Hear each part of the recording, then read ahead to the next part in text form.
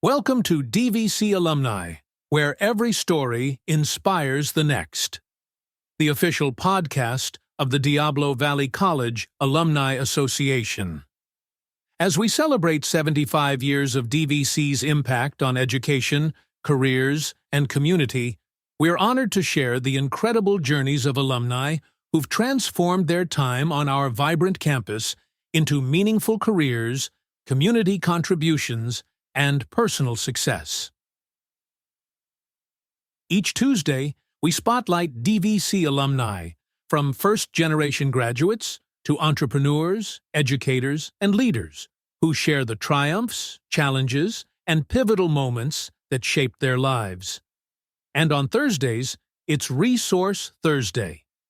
We dive into the programs, departments, and services that make DVC the supportive, dynamic community it is, exploring how they serve students and how you can connect with them.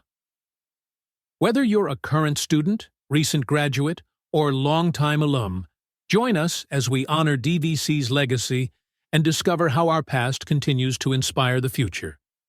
Thank you for being part of this journey. Be sure to tune in, subscribe, and celebrate with us.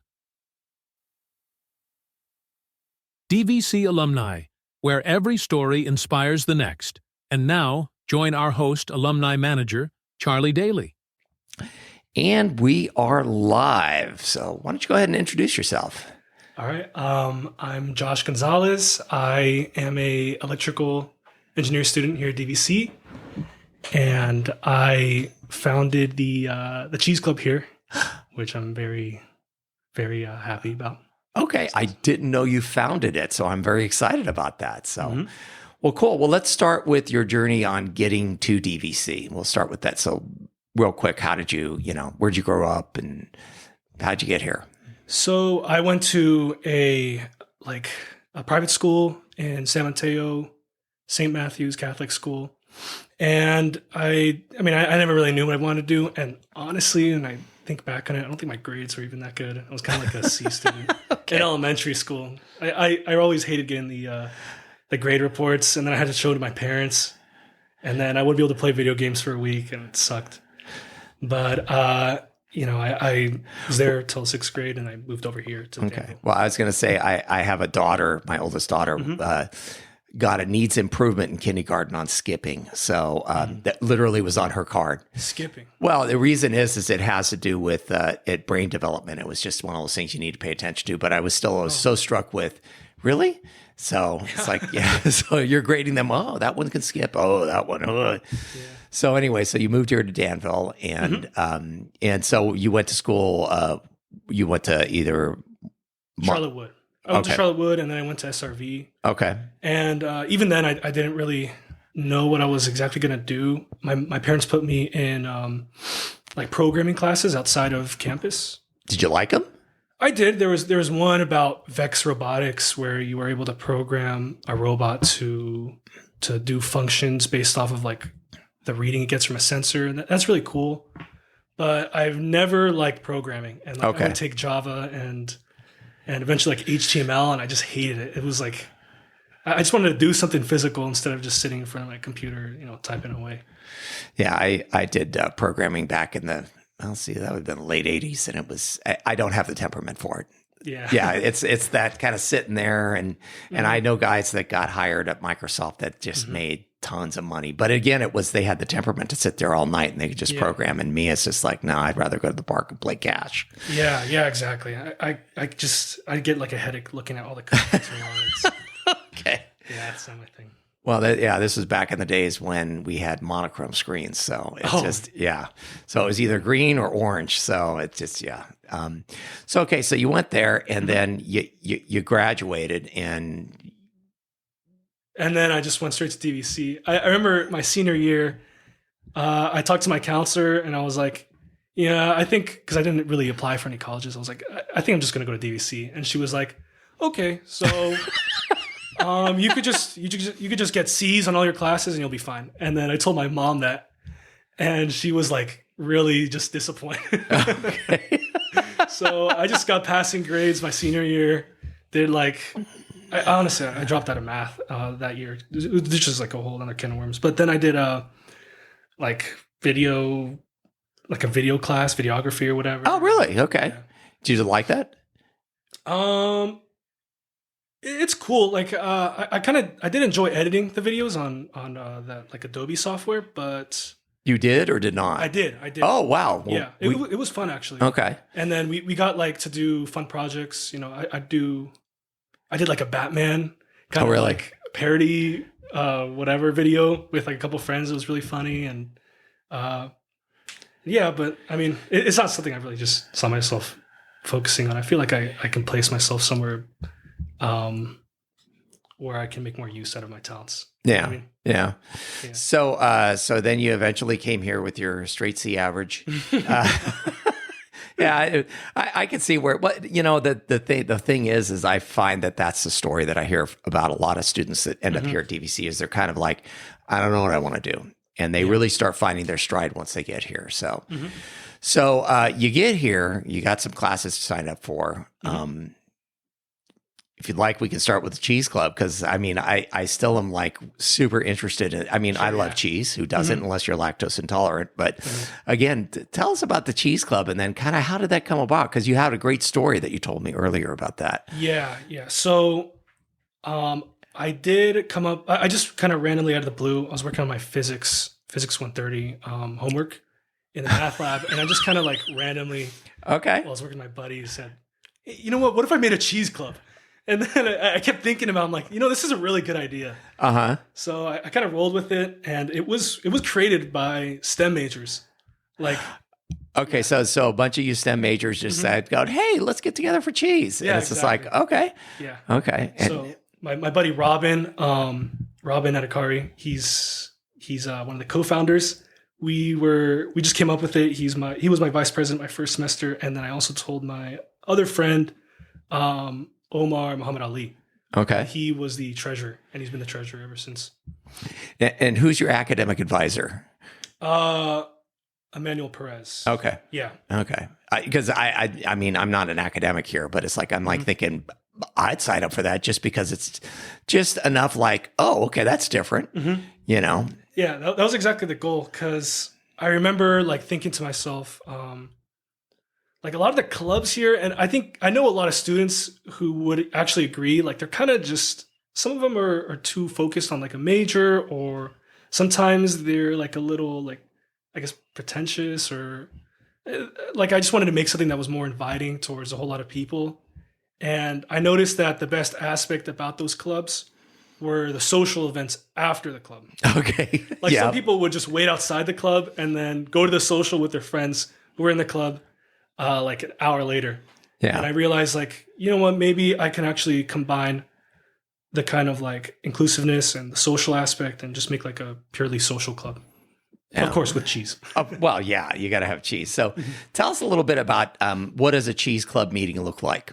So I have to start getting everything ready like a weekend or like the week before. I have to get the supplies, the plates and napkins, the crackers, usually all that stuff's from Costco. And then the stuff like the cheese, they have good cheese at Costco, but it's better to get at Trader Joe's because they have kind of like smaller quantities. Yeah.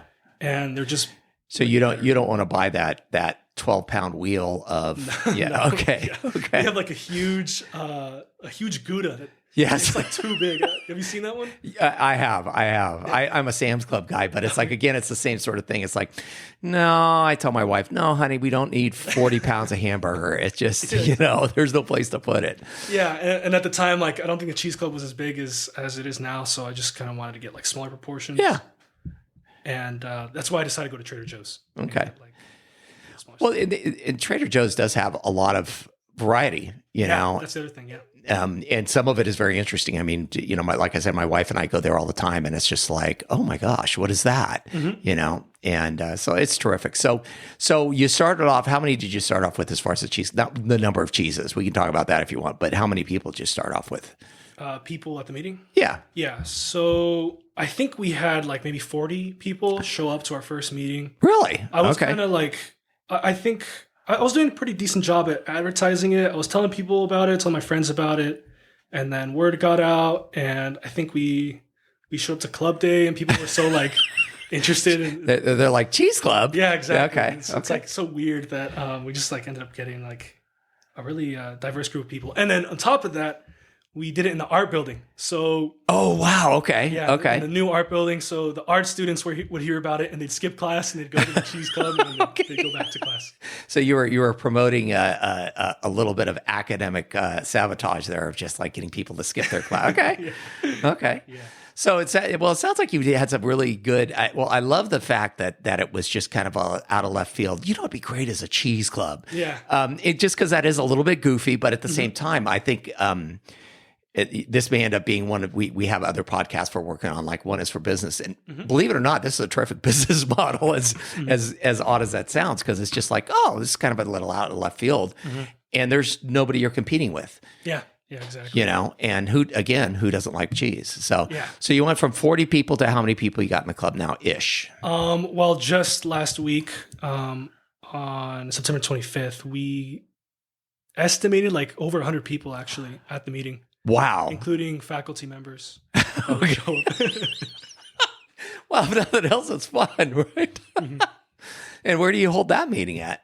The same place. And the arts the okay. art building. Okay. 8222. Okay. So, at one point you told me a story, and I don't know how we're going to weave this into it, but you got to tell me the story, because I remember when the first time we met, you told me a great story that I think it was about like kind of how this whole love of cheese went on. So why don't you go ahead and talk about that? Yeah. So when I lived in San Mateo, I was probably like 8, and I remember my dad waking me up, and he was like, "Josh, don't tell your mom. We're leaving. We're going somewhere." Okay. So that made it more fun right there. Yeah, I had no idea where we were going. I mean, sometimes we'd go to the fish market. Yeah. And we'd have oysters there. But he took me to Tamales Bay, and we went to this oyster place called the Tamales Bay Oyster Company. Yes, been there. And we got like 24 oysters. And this was before they closed down the kind of public area. So we would just picnic there, eat our oysters, and then head back. And we do that trip kind of like once or twice a year.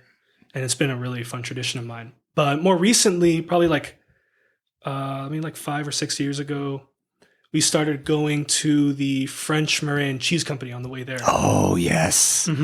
Yes. And this was kind of like after they closed down the public area. So we had to find somewhere to actually do our charcuterie board, our oysters. So we'd go to the French Marin Cheese Company, we'd sit in their picnic table, and then we'd check out the cheese.